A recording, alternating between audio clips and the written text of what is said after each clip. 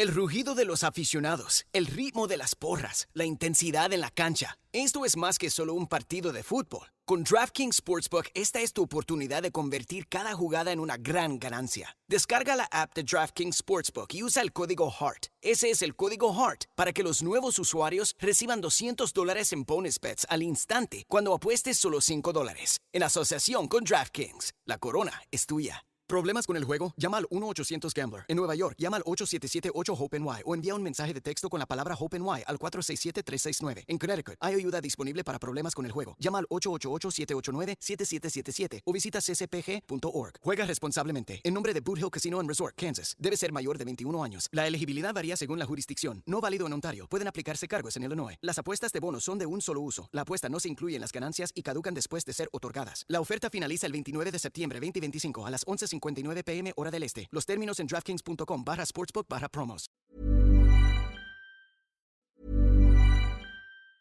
El rugido de los aficionados, el ritmo de las porras, la intensidad en la cancha. Esto es más que solo un partido de fútbol. Con DraftKings Sportsbook, esta es tu oportunidad de convertir cada jugada en una gran ganancia. Descarga la app de DraftKings Sportsbook y usa el código HEART. Ese es el código HEART para que los nuevos usuarios reciban $200 en bonus bets al instante cuando apuestes solo $5. En asociación con DraftKings, la corona es tuya. ¿Problemas con el juego? Llama al 1-800-GAMBLER. En Nueva York, llama al 877-8-HOPE-NY o envía un mensaje de texto con la palabra HOPE-NY al 467-369. En Connecticut, hay ayuda disponible para problemas con el juego. Llama al 888-789-7777 o visita ccpg.org. Juega responsablemente. En nombre de Boot Hill Casino Resort, Kansas. Debe ser mayor de 21 años. La elegibilidad varía según la jurisdicción. No válido en Ontario. Pueden aplicarse cargos en Illinois. Las apuestas de bonos son de un solo uso. La apuesta no se incluye en las ganancias y caducan después de ser otorgadas. La oferta finaliza el 29 de septiembre 2025 a las 11:59 p.m. hora del este. Los términos en DraftKings.com/sportsbook/promos.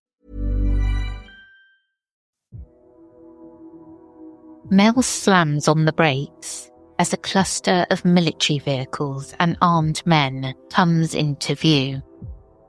It's early morning on a lonely back road near Ellensburg, Washington, and the entrance to his rural property is now blocked by a makeshift checkpoint. Soldiers in yellow hazmat suits wave him down, their faces obscured behind visors. Confused and anxious, Mel steps out of his truck and demands to know what's happening on his land. An officer claims there's been a plane crash on the property, warning him to turn back. But Mel sees no smoke, no wreckage, nothing to suggest a crash. When he presses for answers, a man in civilian clothes pulls him aside.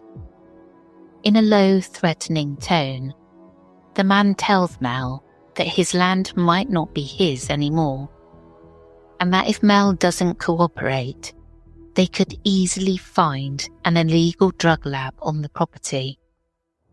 Heart pounding, Mel realises this is no ordinary eviction.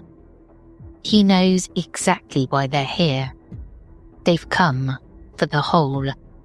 I'm Sarah Powell, and this is Obscurata. Because some stories have no ending.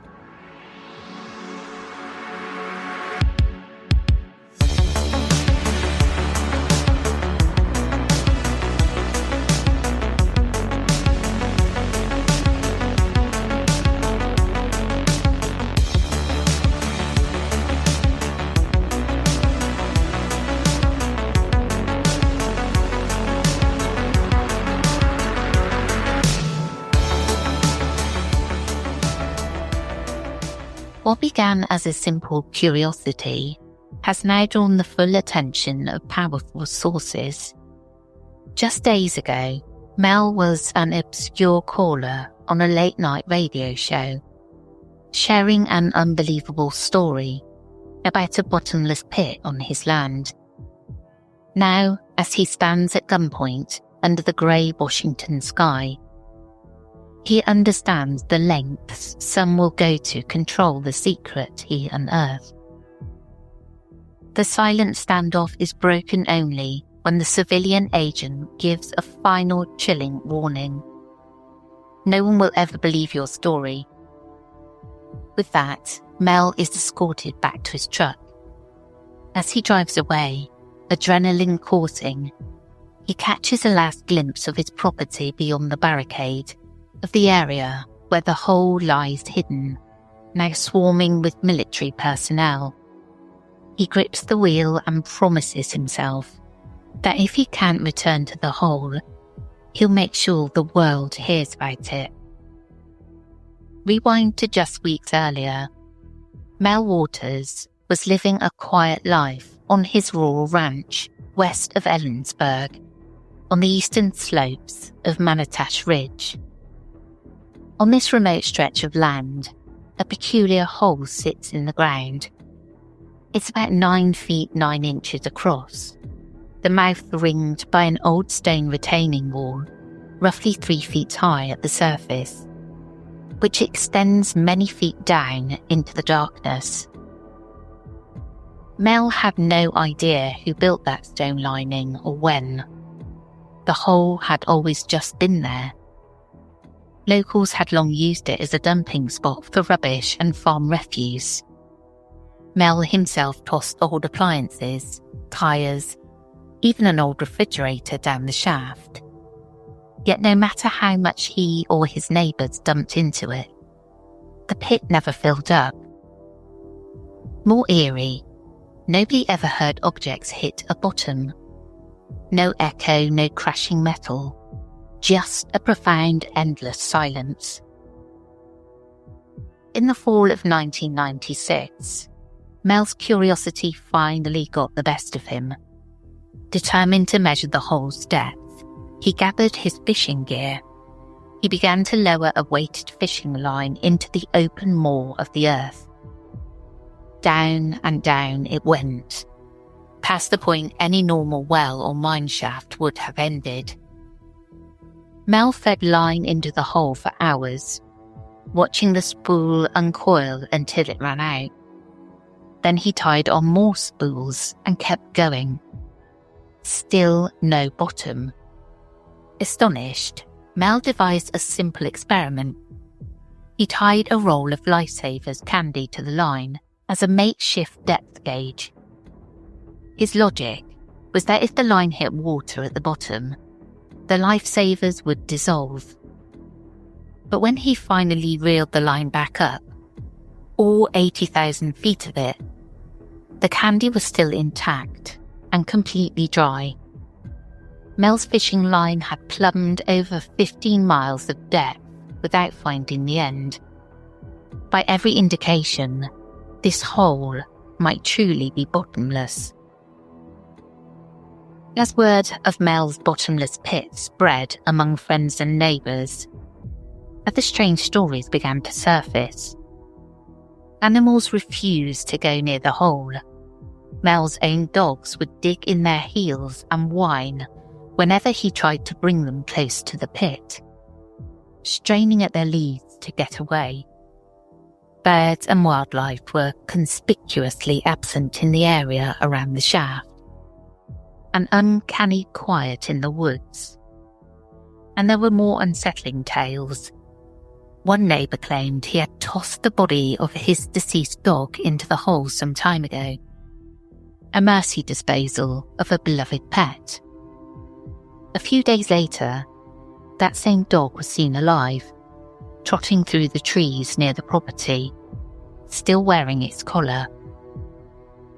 The stunned neighbour swore it was the very same dog, healthy and alive, but oddly skittish and unwilling to come to its former owner when called.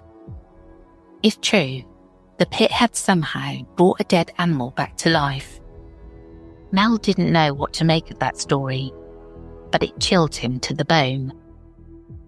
Mel began noticing further anomalies as he cautiously experimented around the hole. There was no echo when he shouted down into it or fired his gun toward it. Sounds just vanished into the void. Sometimes when he held a portable radio near the pit, the normal stations would fade out, replaced by eerie broadcasts of music and talk from decades past. It was as if the hole was a window into the airwaves of yesteryear. On one occasion, Mel held up a metal tool near the opening and later noticed the tool's surface had subtly changed, as if the metal itself had been transformed into another substance. Neighbours spoke about a black beam of light that sometimes emanated from the hole, a column of utter darkness that shot straight into the sky, darker than dark against the night stars. No one could explain these phenomena. The deeper Mel dug, quite literally, the stranger the story became. By early 1997, Mel Waters felt he was in over his head. He desperately wanted answers about what this pit could be. Could it be a natural geological anomaly? A bottomless geological vent? Something supernatural? In late February 1997, with equal parts excitement and trepidation, Mel decided to contact someone who might listen without laughing him off. He reached out to the one platform where tales of the bizarre were welcomed, Coast to Coast AM, the wildly popular late-night radio show hosted by Art Bell. On February the 21st, 1997, Mel was patched through as a caller and began telling his unbelievable tale to millions of listeners. Speaking in a cautious but earnest tone, Mel described the mysteries of the hole on his property. He explained how he had lowered tens of thousands of feet of line without finding the bottom. He shared how local residents used it as a dump and never heard anything hit the bottom. He told Art Bell about the lifesavers test that proved no water lay below.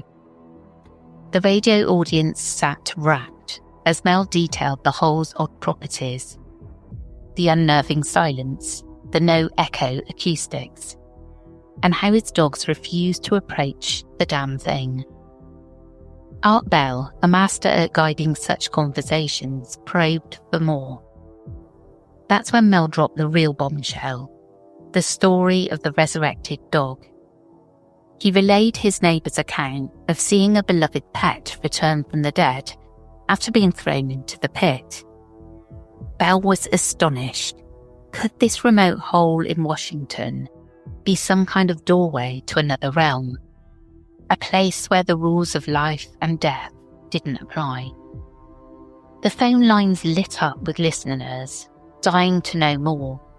Mel's single call stretched into a guest interview that night, and by popular demand he returned on the show just a few days later, on February the 24th, 1997. Over these first two broadcasts, Mel answered questions and divulged everything he knew. He emphasised that he'd been careful not to disturb the hole's interior beyond the fishing line experiments. He never dared to go down himself or drop large explosives, worried about what could happen.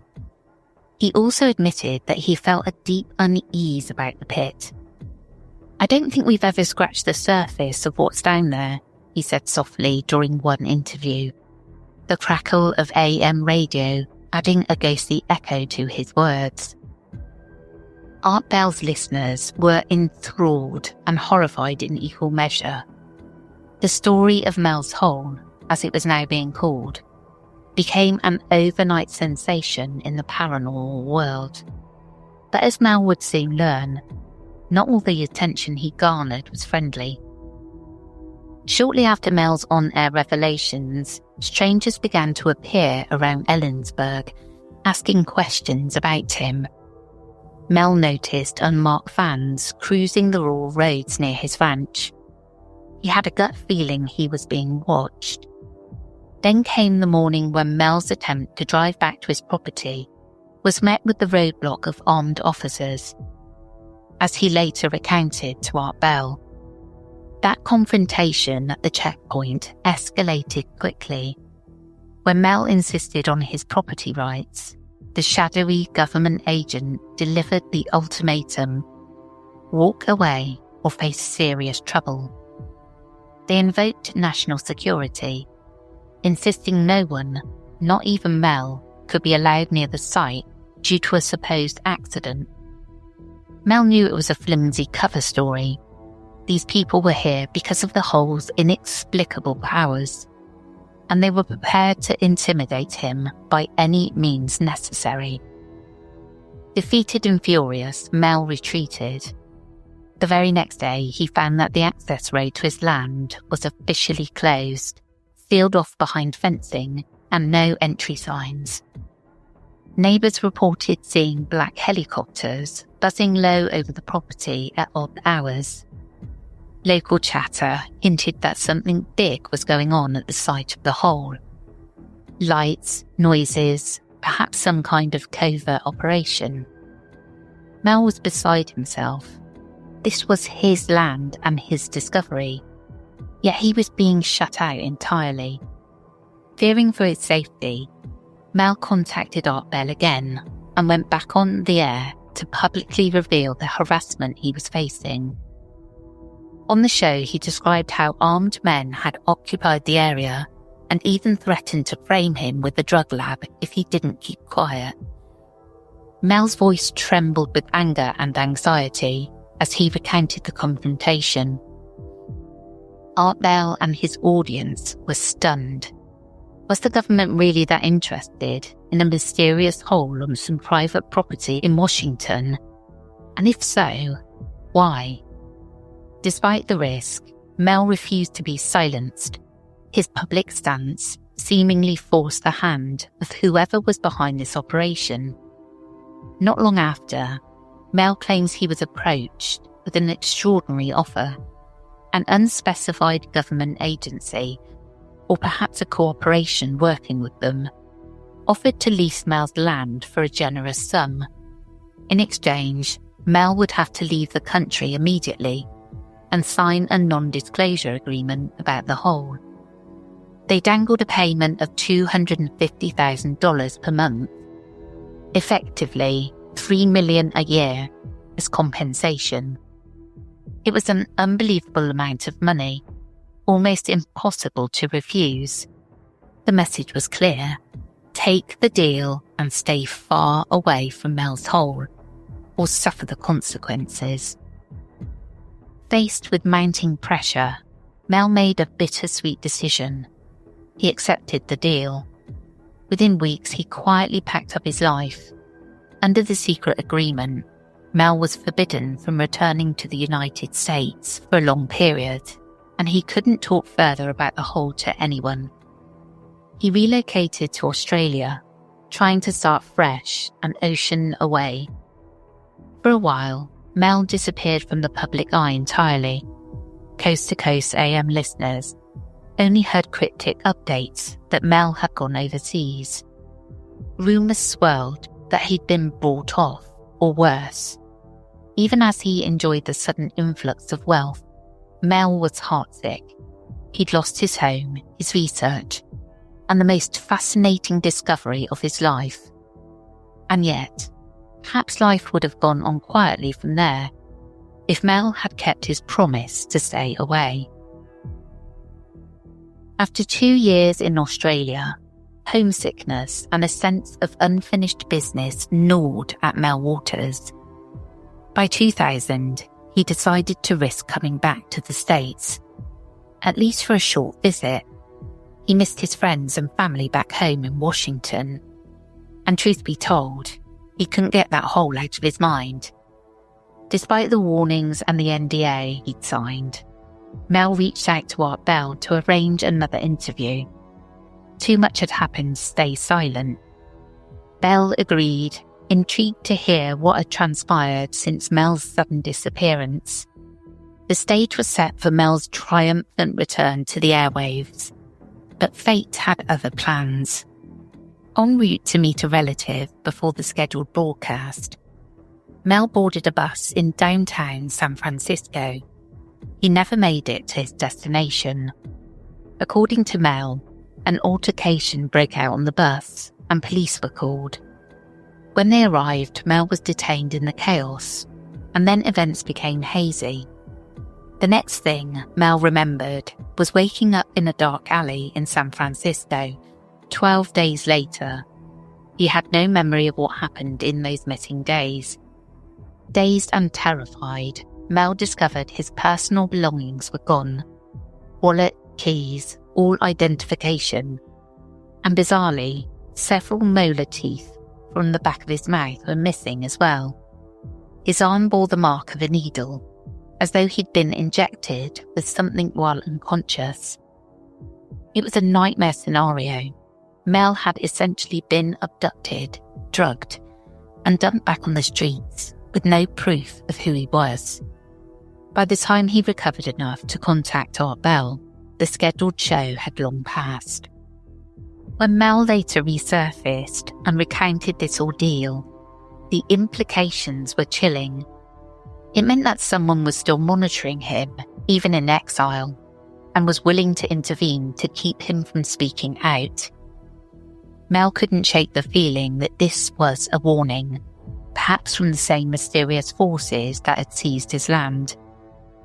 Nevertheless, after regaining his strength, Mel did eventually get back in touch with Art Bell. In a later 2000 broadcast, he cautiously explained why he'd gone off radar and hinted at the frightening experience in San Francisco. The public now realised that Mel's saga was far from over. In fact, it was about to take an even stranger turn, as Mel's search for answers led him to an entirely new hole, one with secrets of its own. By 2001, Mel's legend was known far and wide, and it reached some unlikely ears. Mel was contacted by a group of Native American elders from Nevada who had heard the coast-to-coast broadcasts. Astonishingly, they told Mel that they had their own mysterious pit, a hole with properties uncannily similar to Mel's, on public land near a remote Basque settlement in Nevada. The Basque shepherding community there had kept their hole a guarded secret for years, wary of outsiders. Intrigued and feeling a renewed sense of purpose, Mel travelled to Nevada to see this second hole for himself. When Mel arrived, the Basque villagers led him to an isolated spot in the high desert. There, sure enough, was a round opening in the earth, much like Mel's hole in Washington. Animals shied away from it just the same. The village's dogs and livestock wouldn't go near the opening. This Nevada hole had some unique features. Its mouth was ringed not by stone, but by a metallic rim that extended down into the shaft. The metal was strange, warm to the touch, even in the cool air. And when struck, it made no sound at all, as if absorbing all vibrations. Peering down, Mel saw only blackness. Just like his hole, this pit also appeared to be bottomless. Teaming up with the Basque elders, Mel decided to conduct a few experiments on the Nevada hole, hoping to learn from it what he couldn't from his own, now guarded well.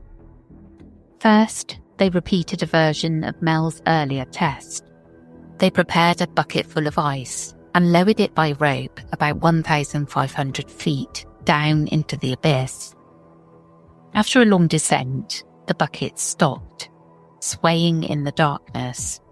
The team left the ice-filled bucket down in the pit for a time before hauling it back up. What they found defied explanation. The ice had changed. It was no longer frozen solid, nor was it melted water either. Instead, the chunks of ice had become a strange, lukewarm substance. Still solid to the touch, but soft and rubbery, almost like jelly. Even more incredible, when one of the Basque men set a piece of it on fire, the substance ignited and burned with a steady flame. They discovered this ice would burn continuously for months on end, yet never entirely consumed itself, a flaming ice that never melted away. The villagers were astonished. This miraculous discovery could provide heat without fuel, a gift in the cold desert nights. But it also felt dangerous, like tampering with forces not meant for the surface world. Next, the group decided on a far more daring experiment. They wanted to know what might happen to a living being lowered into the hole. It was a morally fraught idea, but their curiosity outweighed their fear. With regret, they selected an old ailing sheep from the flock, one that was nearing the end of its life anyway. They fitted the sheep with a harness and cage and gently lowered it into the pit, deeper and deeper into the darkness. The animal's bleats faded to nothing as it descended beyond sight. After a long, tense period, the sheep fell silent. Worried, Mel and the Basque elders hoisted the rope to pull the creature back up. What emerged from the darkness was horrifying. The sheep had died, its body strangely warm and cooked from the inside, as if it had been exposed to intense heat or radiation. Even more disturbing was a bulging, tumorous growth visible under the sheep's wool, something that hadn't been there when they lowered it down. As they watched, the large tumour began to move on its own. Steeling themselves, the elders carefully cut into the unnatural mass. Inside, they found a living creature, an 18-inch long being that resembled a fetal seal, slick and black with slimy flesh. The thing slithered out onto the ground. It had two pale blue eyes that were unmistakably human in their depth and intelligence. Everyone present fell silent, transfixed by the bizarre entity. The seal-like creature turned its head slowly, looking directly at Mel.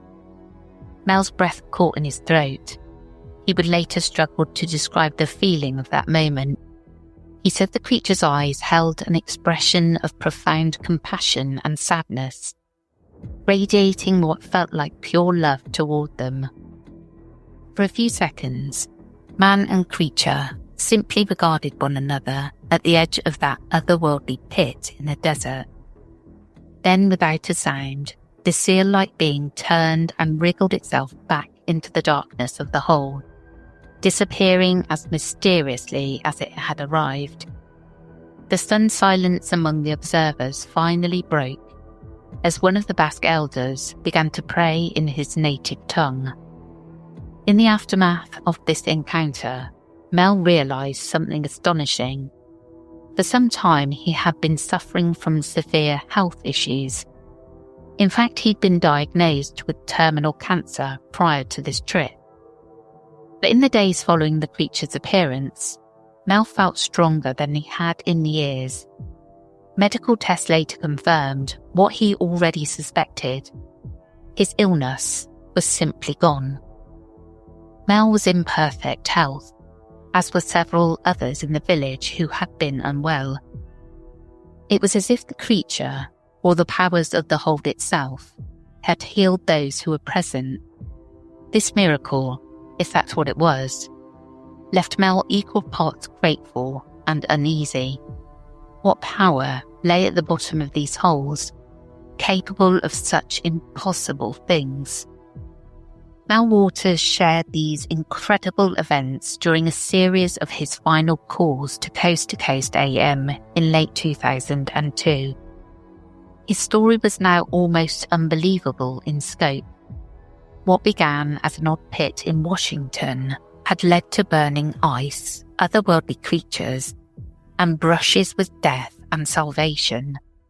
In his December 2002 appearance, an audibly shaken Mel revealed that the US government had learned about the Nevada hole as well. Soon after the Basque experiments, government agents arrived there too, confiscating the eternal burning ice for study and cordoning off the area just as they had in Washington. Mel confided to Art Bell that he felt constantly followed and watched again. As if they would not let him out of their sight, he also relayed one more chilling update from the Basque elders.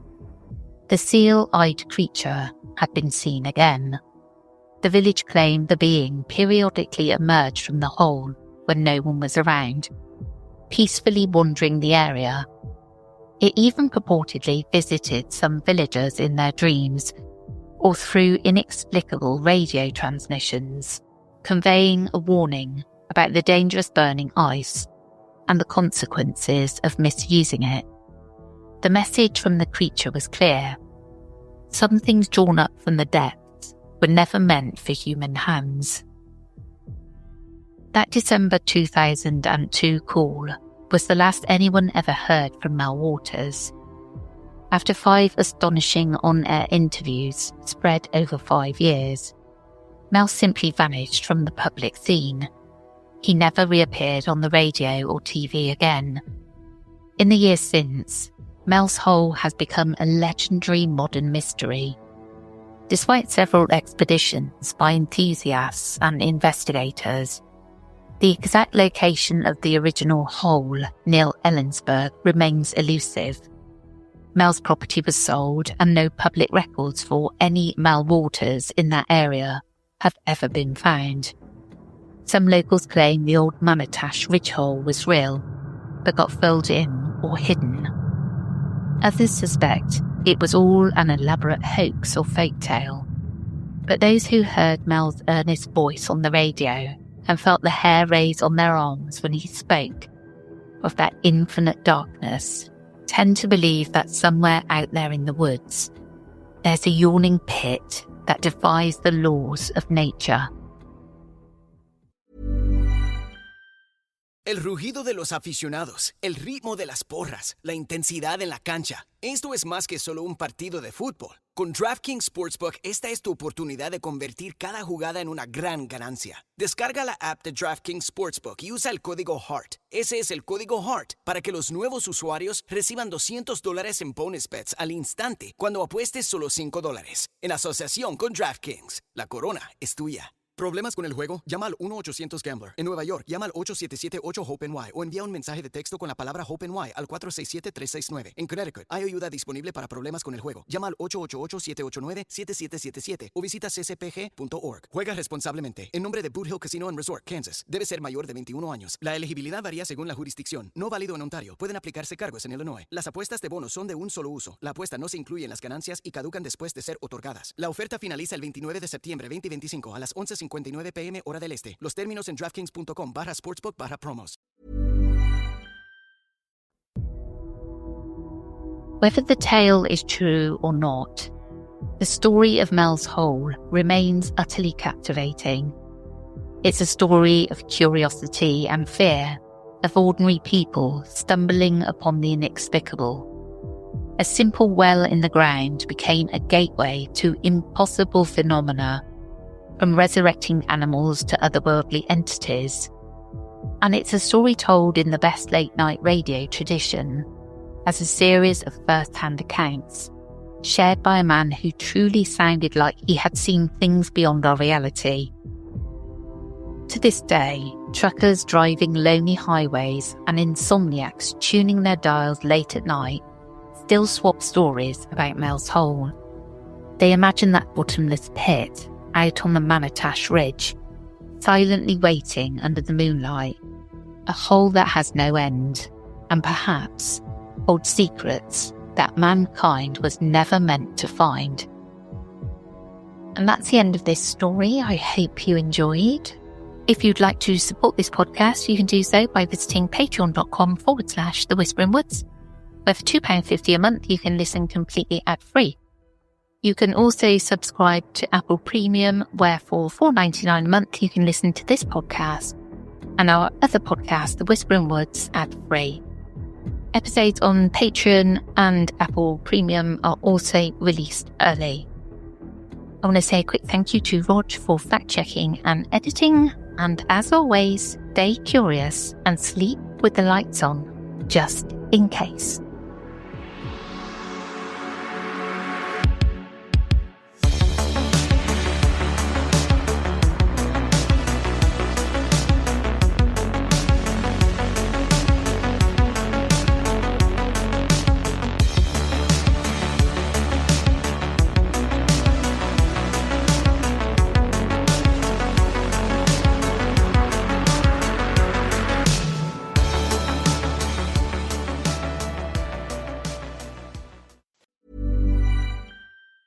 El rugido de los aficionados, el ritmo de las porras, la intensidad en la cancha. Esto es más que solo un partido de fútbol. Con DraftKings Sportsbook, esta es tu oportunidad de convertir cada jugada en una gran ganancia. Descarga la app de DraftKings Sportsbook y usa el código HEART. Ese es el código HEART para que los nuevos usuarios reciban $200 en bonus bets al instante cuando apuestes solo $5. En asociación con DraftKings, la corona es tuya. ¿Problemas con el juego? Llama al 1-800-GAMBLER. En Nueva York, llama al 877-8-HOPE-NY o envía un mensaje de texto con la palabra HOPE-NY al 467-369. En Connecticut, hay ayuda disponible para problemas con el juego. Llama al 888-789-7777 o visita ccpg.org. Juega responsablemente. En nombre de Boot Hill Casino and Resort, Kansas. Debe ser mayor de 21 años. La elegibilidad varía según la jurisdicción. No válido en Ontario. Pueden aplicarse cargos en Illinois. Las apuestas de bonos son de un solo uso. La apuesta no se incluye en las ganancias y caducan después de ser otorgadas. La oferta finaliza el 29 de septiembre 2025 a las 11:59 p.m. hora del este. Los términos en DraftKings.com/sportsbook/promos.